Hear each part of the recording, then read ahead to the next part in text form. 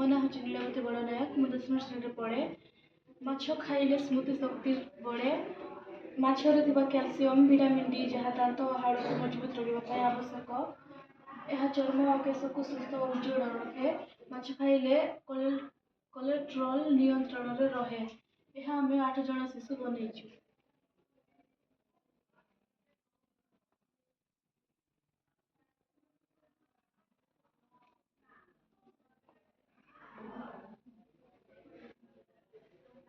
ଅଜୟବରରେ ମୁଁ 10ମ ଶ୍ରେଣୀର ଛାତ୍ର ଅଟେ। ଏହା ହେଉଛି ଏକ ବରଗଛ। ଏଠାରେ ପଶୁ ପକ୍ଷୀ ଏବଂ ସମସ୍ତେ ବସବାସ କରନ୍ତି ଏବଂ ଏହି ବରଗଛଟି ଏକ ପରିସଂସ୍ଥା ଅଟେ।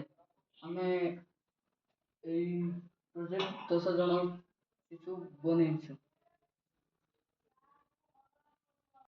ମୋ ନାଁ ହେଉଛି ରଶ୍ମିତା ମିଣିଆକା। ମୁଁ 9ମ ଶ୍ରେଣୀରେ ପାଠ ପଢ଼େ।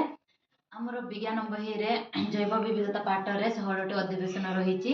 ତାହାକୁ ଆମେ ଏହି ସୂର୍ଯ୍ୟମୁଖୀ ଫୁଲ ମାଧ୍ୟମରେ ଦର୍ଶାଇଛୁ। କାରଣ ଏହି ସୂର୍ଯ୍ୟମୁଖୀ ଫୁଲ ମଧ୍ୟ ଏକ ଜୈବ ବିବିଧତାର ଏକ ଅଂଶ। ତେଣୁ ଆମେ ଏହି 16ଟି ଅଧିବେଶନକୁ ଏହି ସୂର୍ଯ୍ୟମୁଖୀ ଫୁଲ ମାଧ୍ୟମରେ ଦର୍ଶାଇଛୁ।